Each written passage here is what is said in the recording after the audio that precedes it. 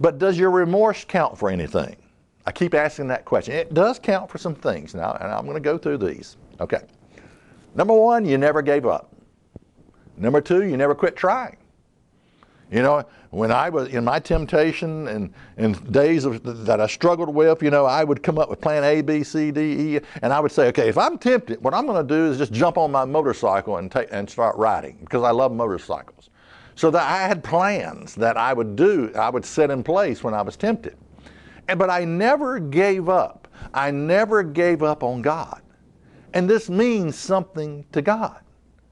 Believe me, it means something to God. God knows your heart.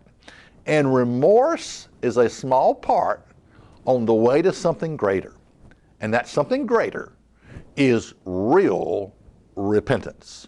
So real repentance is God's objective. That's what He wants. That's what He desires from us. Again, 2 Corinthians 7 and verse 10, for godly sorrow works repentance to salvation, not to be repented of.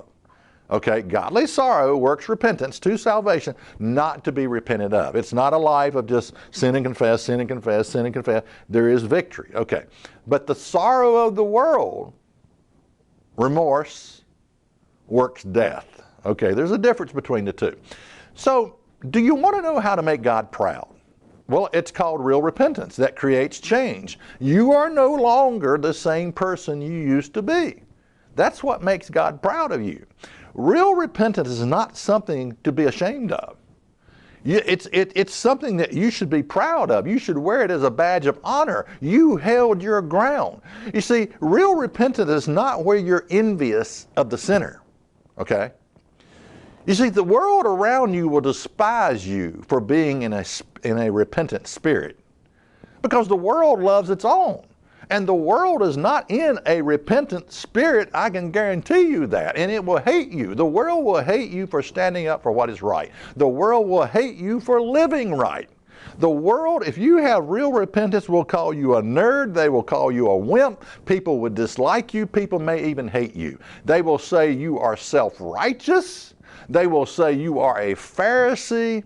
Religious people, get this, religious people will accuse you of working for your salvation when you engage in real repentance. Oh yeah. And some of them will totally dismiss that you are a Christian. You will be attacked on all sides. Check us out on the web at isthatreallyinthebible.com.